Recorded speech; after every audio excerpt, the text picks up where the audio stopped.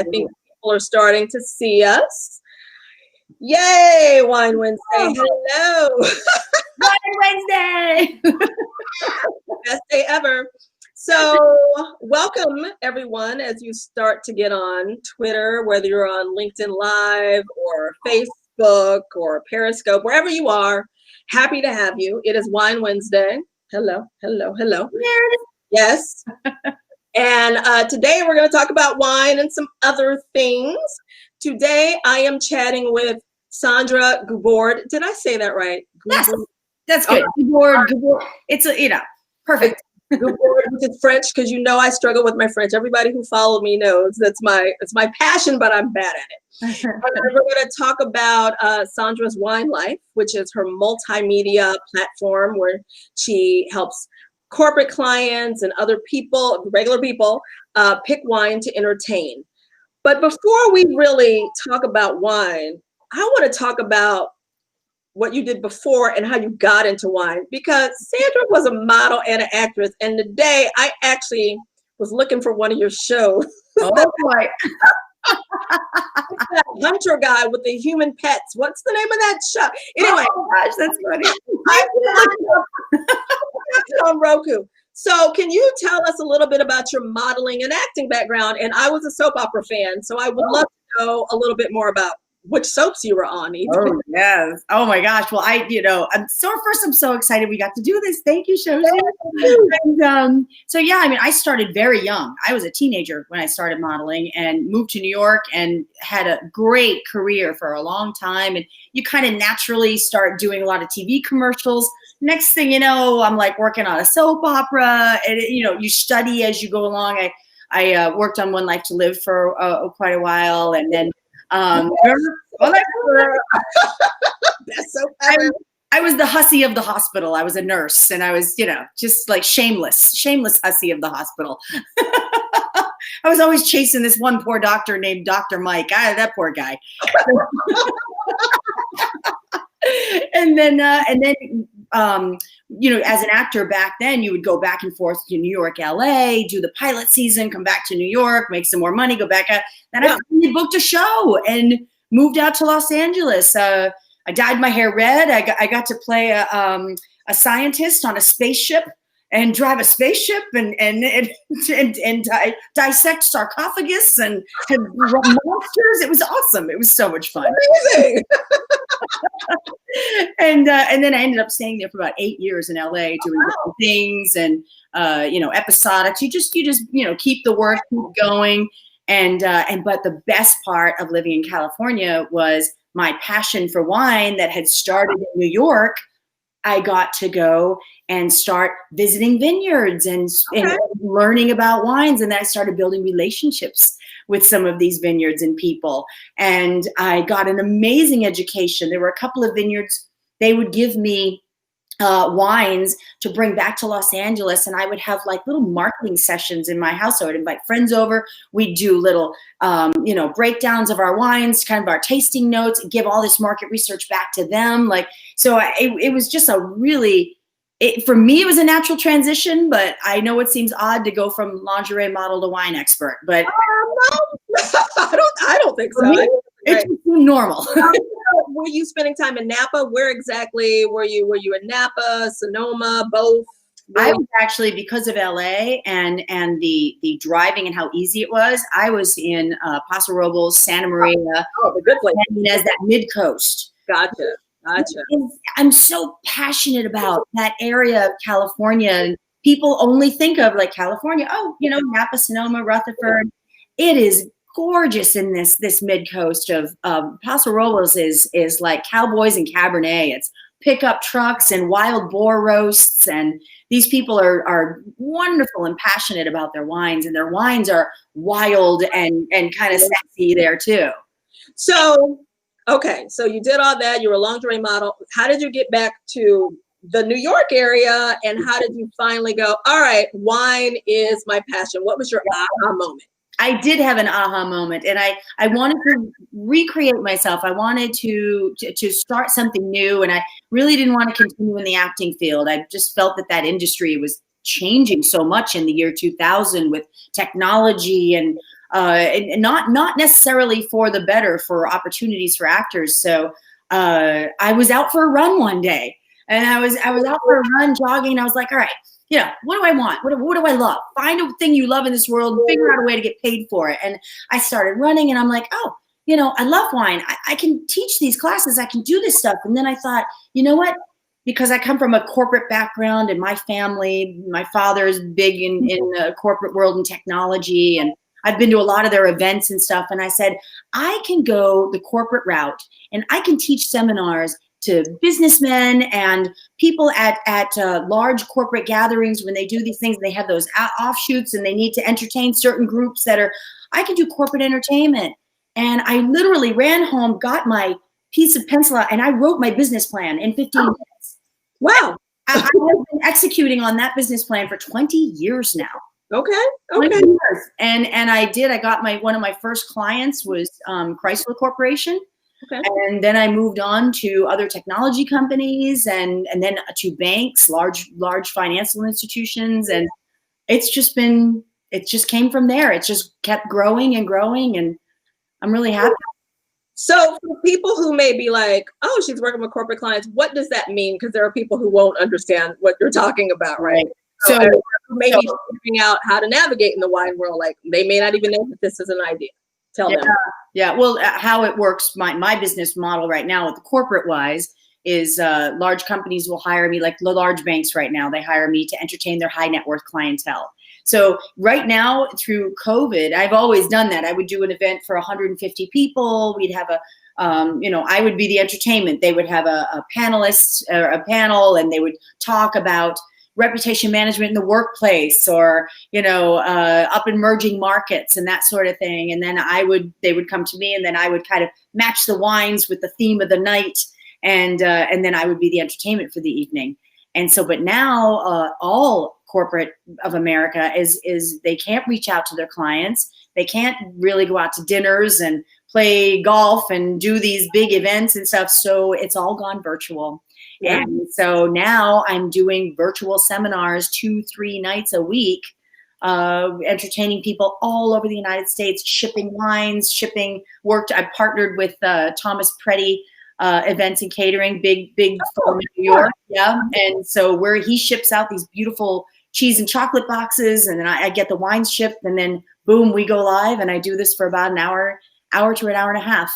And it's been very valuable for these companies to be able to entertain their clients and connect with them. It's all about connection these days, right? Yeah. And what better way than chocolate and wine? So speaking of, what are you drinking tonight? What am I drinking? Girl, what you got? So we're both drinking red wine. I have some Love Block Pinot Noir. Ooh. Right now. I love the Love Block. I can't even see. But if those of you who follow me know that I love me some Love Block. Love it. And Pinot Noir, I always say when I do a lot of these events and stuff, I'm like, that's like the go-to wine. If you're ever in doubt, you're ever going to a dinner party, if we ever have dinner parties again. We will. We will. You're ever at a dinner and people are not really certain, like you get that wine list in front of you. I get that question a lot. When I get the wine list in front of me and I want to order a bottle of wine that's going to pull together the whole dinner table, I always say, just go with a Pinot Noir. You can't, it's just the go-to all around leveler. Yeah. It really is. But what I'm drinking, and it's fun at this time of year, you go through phases in the seasons. So I'm drinking a Gamay. Ooh. I'm drinking a Beaujolais. And this one is the Raisins Galois. Ooh. I love Gamay. It's a good one. It's fruity. It's like more fruitier than a Pinot Noir. Mm-hmm. So, but this is like Wednesday night pizza wine. This is like, spaghetti and meatballs wine. I just love like the fruitiness of it. This one too is all natural, dynamic, which is really fabulous. I'm pretty sure that this is too, because Love Block has been all about that. I can't even get this label on here, but they've been all about that. And they just make such beautiful wine. I'm pretty sure it's organic and biodynamic and everything. The people that started Kim Crawford started Love Block. Oh, This is their project. This is what they do now. Yeah, they went along. They're a husband and wife team. So yeah, a very nice wine. And so it's a New Zealand wine, and their Pinot Noirs are like off the charts. Yeah, and people only think of Sauvignon Blanc from New Zealand. That is very true. I think they'd be surprised. I'm in love with this one. Woo! I've got to try it. Yes. So the holidays are coming. They're coming. Even though we're gonna all be at home Zoom or Google meeting. Yeah. So, but it's time to start thinking about holiday wine, which is a little nutty because I remember March was here and all of a sudden I blinked and now here we are. I know a lot of people will be thinking sparkling, which I'm all about too, but there's other options. And I would love some of your suggestions for holiday wines, red wine, sparkling. Go, tell us more. All right. You know what? The thing I think there's a lot different about this holiday, holiday season. And, we're not having big parties and we're not giving advice on like, what's a really reasonable, great crowd pleaser wine that I can have for my 40 people that are coming to my house. We're just not doing that. And this year, I think it's more about the intimate holidays. Don't you, Shoshi? Oh, absolutely. Absolutely. I just think it's really going to be maybe a more romantic, a more intimate. It's going to be more fireside sippers, your little bubble of people, right? I think we've all created this now, like our bubble of people that we feel safe, entertaining a bit, right? So it's going to be about your little bubble of people, and hopefully that bubble is, your best friends or your family or your significant other. So we're entertaining within these bubbles now, and so what I think we're not looking for maybe that inexpensive crowd pleaser. Maybe we're looking for something with a little more special. Ooh. Maybe it's time to we treat this holidays because it is a little sad that we can't see all our friends and do our stuff. So I think we should be drinking things that are maybe outside of our regular old Gamay Beaujolais that we're drinking.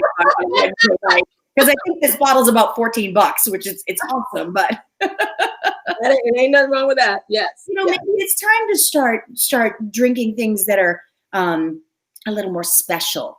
Thanksgiving's coming, right? And I mean that is the craziest meal to match a wine with, right? You've got sweet and sour, crunchy, salty, just creamy, savory, like everything. Everything. And now the Pinot Noir that you're drinking, nice leveler. That goes with like just about every meal, I think. Mm-hmm. But I'm writing something right now about Thanksgivings across America, and we all do Thanksgiving very differently, right? In the Northeast, I mean, I'm from New Hampshire. Our Thanksgivings are very bland. First of all, I would never think you were from New Hampshire. Don't know why, but I'm a California girl, right? I'm an old New England girl. We do everything old school, like it's very, bread stuffing, brown bread. Put on the pilgrim outfits and rip my little collar. Oh my God! I'm sorry. Go on. It's very kind of laid back. There's not a lot of spices in our Thanksgiving, but then you go down south and like people are doing, the yams with the sweet potatoes with the marshmallows and mac and cheese and cornbread stuffing and all that kind. And right. Yeah. Totally different flavor base than New England. Yeah, definitely. And then you go out Midwest and people are more into the cheeses and they're more into like the wild rices, and somewhere people are doing like sausage stuffing. And so I think the bigger the food, the bigger your wine. So like if you're going to have a Thanksgiving that's going to have like sausage stuffing, a lot of people that are very Italian, they do a lasagna, right? On Thanksgiving, then you're going to want to go for, say, the bigger, keep it in America, bigger California cabs, bigger Syrahs, that sort of stuff. But, and then for the whites, this is the time of year to bring out the big shards, the big California shards. This is it. Right? Because in the summer, they're just so huge and so buttery and oaky that they can crush about everything you're eating. That is true. I think the California Chardonnay is like one of the hardest ones to match food with. So, because I know people who will say they don't like California wines. What white wine would be a good like alternative if they don't want to do a Cabernet Chardonnay? Oh, I'm big into the French. Like, I mean, if you want to stick with the weight, like the meatiness of a Chardonnay, you go for the white Burgundies. Yeah. The birthplace of Chardonnay. And Yeah. it's not over oaked, and it's going to have much more of a mineral melon brightness to it, but it's still going to have that nice weight that'll, hold up to your dinner. I love within Burgundy, you go to Chablis. I love Chablis. Oh my God, Chablis. I would bathe in Chablis, and I've said this. I love me some Chablis. Woo! I love it. I would bathe in Chablis. I love Chablis. Yeah. And don't you think, like, I think a lot of people hear Chablis and they might think, oh, is that sweet? Is that odd? And they don't realize it's 100% Chardonnay and it's bone dry. Yeah, most people don't know what Chablis is. They know the Lady Chablis. That's or that horrible old wine back in the day. Yes. The drug bottle, like, yeah, Chablis. Like, oh my God. It's like, why is it not Chablis? I just wrote about that I was like, a lot of us think of Chablis. You remember your mom with that big green jug, having a sip with her girlfriends, and that's what you think of Chablis. And Chablis is like elegant. Oh my God, it's amazing. Beautiful and mineral. So so I know you used to be an editor of a magazine. Are you still doing that? What are you?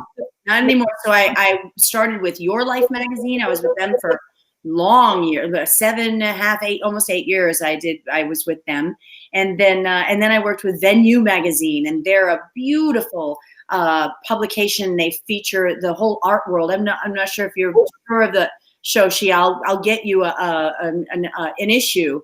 I love one. Yes, it's beautiful. So they focus on the art scene from Miami to New York. Oh, beautiful. Basel up into Manhattan, and wow. Feature artists. It's really great. Beautiful magazine. But it was just time for me to move on and do my own, the Sandra's Wine Life thing, and writing my own book. And I loved working with them. They're wonderful people. So that's a great transition. Your book, what's the title of this book? When will we be able to get a copy? What is it about? Well, it's about wine. Shocking. Shocker. No, the title is Wine Identity. Ooh. And because we do identify wines with moods and situations, right? And you also identify with your wine.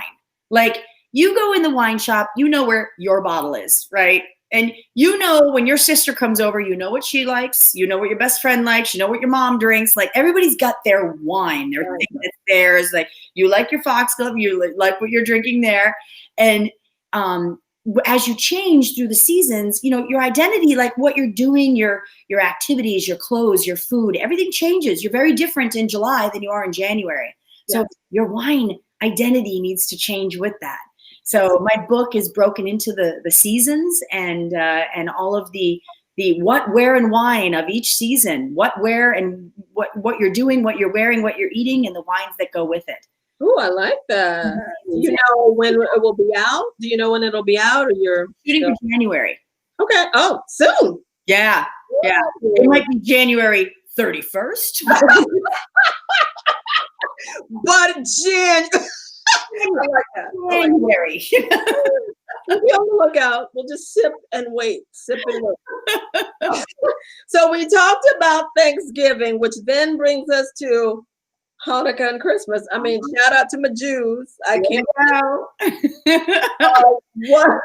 Gotta get some good kosher wines going. I know, and they're getting so much better. Thank goodness. They're getting better. They were horrible. They were horrible. The whole Golan Heights and what's going on over there. It is so beautiful.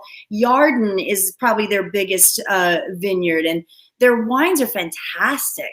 Have you met the winemaker yet? He's absolutely a doll. Amazing. I've not met him in person. Yeah. And they say, that region there and the elevations through that area are very similar to Bordeaux. Yeah. And he studied in California and decided he wanted to go back to Israel and all. And like he has revolutionized wine in Israel. Yes, yeah. So not Manischewitz anymore. Woo, woo. Although all my Jewish friends are like, yeah, but I can't give up the Manischewitz. It's just tradition. It's you know. Well, I can give it up and more for them. Go ahead, y'all. You go.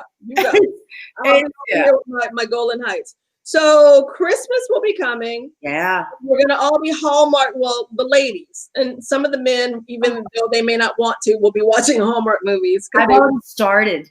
Oh, I'm making this weekend. I'm ready. So what wines do you recommend as we get more toward December? Is there any other suggestions? You know what? That is, you're right. And I think a question I always get, and you must get this, Shoshi, what's a great gift wine? Yeah, all the time.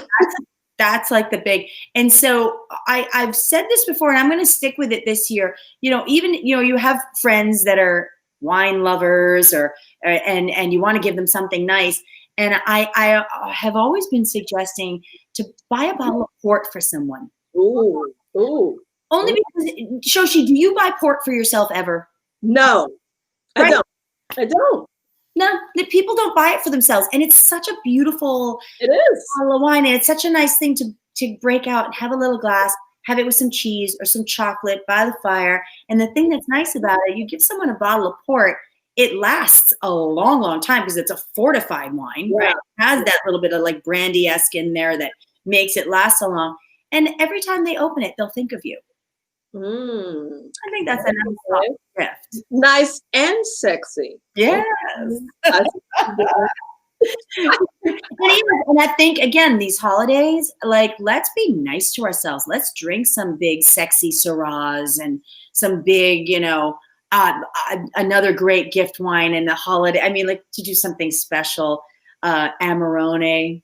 I mean, the Amarone wines. And if people are not familiar with the Amarones, they pick these grapes and they dry them on grass mats and then they press and make the wine. So these wines are so luscious and full of flavor and yummy, delicious. The Amarones are just off the charts amazing. They're a good time. They're a good time. There's something about them. So I know everybody's going to be thinking champagne, but do you have a sparkling wine suggestion that is not champagne? No offense to champagne. No, I know. Well, you know, Shoshi, you wrote something called Christmas and Cremant. Yes, I did. I love Cremant. I love Cremant. And let's talk to people what Cremant is. You have any? Well, I always say, people call it like champagne's baby sister. I call it the neglected baby sister, though it's actually a little bit older than champagne. And it's made in other regions in France that is not champagne, made the same way and mostly the same grapes. And now they've actually formed a union finally. During all this, there's a Cremant union. And when I was in Burgundy, I looked at the guy who had made this really beautiful Cremant. I said, how come you all aren't getting together? Because you're just as great as Prosecco. America needs to know. You all need to band together. He goes, we can't. They've finally done it. There's finally a Cremant association. It's just, and you can get a good one for $15, $20. And it's beautiful wine. And in some cases, you won't even know it's not champagne. Yep.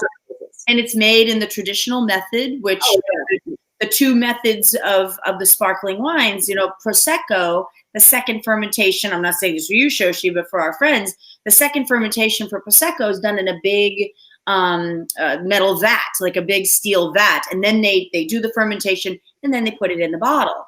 The traditional method champenois, the second fermentation is done in the bottle. Yeah. A little bit of yeast in the neck and they cork it and they let it do its little magic and get this fermentation. Then they freeze that little yeast, pop it out and then recork it. And there's a lot more labor intensive process to make these wines, which does cost for sometimes some of the higher cost of them. But that little bit of yeast that goes in there just gives it that toasty, as we say in the business, the toasty brioche kind of flavor. Yeah. And it's just so different, so much more rich and elegant than a Prosecco. I agree. And I've said this repeatedly, people who follow me know Prosecco is not my favorite sparkling wine. I love things that are made in the champagne method. I'd even prefer a cava sometimes over a Prosecco, though I have found some good Proseccos lately. Thank you all who are sending them to me. But yeah, Cremant is, and I think it's more and more are popping up in stores. I don't go to stores that often, but I pop in just to see what's being sold. And more people are finding about Cremant. And I've been putting people on, but it is such a great choice. $20. You can drink sparkling wine every day if you don't want to spend 80. The grower champagnes are starting to get a little, they're good, like $26, whatever, but so yeah. Don't just save them for the holidays. They're such good food wine. Yes. Oh my gosh, they're so delicious. They go great with sushi. They go great with pad thai. They go great with anything. Popcorn. My favorite thing is French fries and sparkling. Like, hands down. Yeah, if you like champagne and French fries, just try it with a Cremant or a sparkling wine cocktail. Yeah. And I say this, there's a really great cocktail called the Porn Star. You've probably heard of it. Have you heard of it? It's called Porn Star. Nope, I need to know what it is. It's a very expensive cocktail because I can't remember all the ingredients now. It's like vodka, but the topping is champagne. Oh. And I met the guy who created it. It was born in London, and even Prince William and Kate used to drink them. It was the hottest thing. They even have them in cans now. And I said to him, I go, you know what? In a can? Yeah. Well, that's a whole other, we got to come back for that topic. I know, but it's a great cocktail. But I said to him, so I met the guy who created it. I said, you know what? If somebody doesn't have champagne, they should definitely do Cremant and not Prosecco. He goes, you know your wine. He goes, you're right. He goes, because Prosecco doesn't work. I think sparkling wine cocktails that call for champagne really need like a Cremant or maybe even a cava if you're stuck. Right. Like that Cremant is a great substitute. Right. I love them. I love them from the Loire Valley, which is the northern part of France. And so these Cremants, as we're calling them, which is sparkling wine, which is what champagne is, it's just that's from that region. But these Cremants can be made from very different grapes all over France. Is it 8 regions now? It's either 7 or 8. I'm sorry on the regions. I could be getting that wrong. It's like 7 or 8, something like that. But yeah. Yeah, and the ones, you know, they're now the new trend also are the sparkling pink Cremant. Yeah. That's like a trend that is moving into 2021. Companies that you never saw before, like some of the Proseccos, I think it's the is it La Marca? They're coming out with a pink Prosecco. People are all like, this is the big new trend now. Like we love our new trends, right? Sparkling wine is the trend. So like in the summertime, everybody drinks rosé. Rosé crushed America about 8-9 years ago, right? And not stopping. And it's not stopping. But next summer, it's going to be sparkling rosé. So that's the big new trend that's coming out. Brad Pitt for Miraval just came out with a sparkling rosé, $400 a bottle. Oh, I was going to say, I know that. No, I don't. I was like, well, 400, and he doesn't even deliver it himself. So I'm if I'm spending $400, Brad, you better show up. You better ring my doorbell and deliver it. And you stand for a few minutes while I pour it to make sure I like it. I agree. 400. I don't know, but $400. Yeah. But the other sparkling ones, I've been doing. There's a beautiful one called Volage. I love their pink sparkling Cremant, and oh gosh, what are the other ones I'm showing? I've been showing several of them recently. I just think it'd be fun to introduce people to the spark. And so you're getting the sparkling, but you're getting a little wisp of strawberry in there, and that's delightful. Yeah. Don't wait for something special. Like they're so great. You can have them every day. I mean, they're so affordable. You can have them all the time. You don't, and plus you don't have to wait to have champagne. We were having this conversation last night. Drink it, enjoy it. The French do. Yeah, they do. It's not a big deal, and it is refreshing, and it's a little less. Okay, let's go through the number. A little less alcohol and a little less calories in there too. Ta-da! Right? So that's a nice thing going through the holidays when everybody's toasting a little bit more. I mean, a glass of sparkling is like 80 calories as opposed to 150, or, you know, there's a big difference there. I mean, it's like being on a diet and not all at the same time. So since we are talking about, and we were talking about sparkling rosé, your thoughts on rosé during the holidays, because I'm always on people who think they only have to wait till the summer to drink rosé. I drink it year round. I think it's sometimes even better during the holiday season.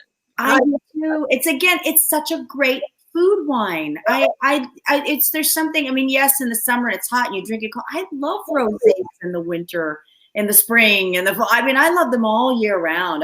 It's a shame that it's just been thought of as like a summer wine, but because it is so acidic, and it's like that mouth-watery acidic, it cleanses your palate. It's so complimentary of food. That bright acidic with that little wisp of berry, I think it's fantastic. A rosé with a grilled salmon, rosé with just like your snacks. I mean, I could live on cocktail food. If I didn't have to cook for my teenage sons, I would be just living on cheese and crackers and olives and rosé. I could. Are you a good cook? Do you like to cook? I do love to cook. I do. I have two teenage boys that are like, my younger one's 6'3", 200 pounds. I got to feed him 5 times a day. So. Yeah. Oh my God. You have no choice. Mom, I'm hungry. That's all I hear. Mom, I'm hungry. So yeah, you learn to cook. I have one more question for you. Yes. I'll let you go. So this New Year's is going to be different too. And for those people, because we talked about champagne and sparkling, I probably will have Cremant, which I have. Me too. Thank you for the samples, everybody. What for people who don't like sparkling wine? Mm-hmm. There are those people, and I question all of you. What's going on? But no, that's not true. What do you suggest if somebody doesn't like a sparkling wine? Like, what could be special? Because we're all trying to make it out of 2020 at this point. It's been a year. Do you have any suggestions for maybe a special wine for that night? Like, right, something still without any bubbles, right? Yeah. So, I would go with, like, if you wanted something special and you haven't tried it, try an Amarone. Yeah. Italian, because it's so big and sexy and rich. And hey, come on, the New Year's Eve is going to be, by the fireplace, watching a great old movie, making a special dinner. Go for something special. I don't want to say to somebody like, oh, you have to have a Barolo, or you have to have but maybe this is the time to test out and try, like, go for a big Barolo if you've not had that experience of a really, go for a big Amarone. Those are 2 Italian ones. If you want something, I find that the Italian wines are those big, they're like the big, over the top, and not but you want something maybe a little more elegant, then go for the Bordeaux's. You get the left-right bank. The right bank is more Merlot-based, softer tannins. The left bank is more Cabernet, a little richer and sexier. Yeah. So try something, get out of your rut. So that use the holidays to bust out of your all regular everyday wines, which are great, but it's kind of like wearing the same fabulous blue shirt all the time. Like, it loses its fabulousness after a while. Try something new. Use the holidays as an opportunity to break into those beautiful reds there. You want to try the whites. You're a big Chardonnay fan? Move to the Burgundies. Move to the Chablis. Simone Favre is a beautiful Chablis, and it's organic. It's about $27, $28 a bottle. I've shown it at a lot of corporate events, and everyone loves it. Everyone loves it. It's a great, great wine. So that's what I would say. Do something special. Try something outside of your box, outside of your rut. I love it. Thank you. So how do people find you? What's your website? sandraswinelife.com on my website, Instagram, Facebook, and I'd love to hear from you and any questions. And it's just nice to be here and see you, Shoshi. Thank you so much. This has been so much fun, but I knew it would be. Oh, thank you. It was great. It's great. I'm going to send you a case of Porn Star in a can. You send me the Porn Star. I don't need the can. Well, thank you everybody for being here. And I'm going to say goodbye as we slowly close out because every platform kind of went like how we started. Bye. Thank you so much, Sandra. And you know how to find her, but also look for my post, which will have all of her information as well. And as I always say, peace, love, and cheers. Good night. And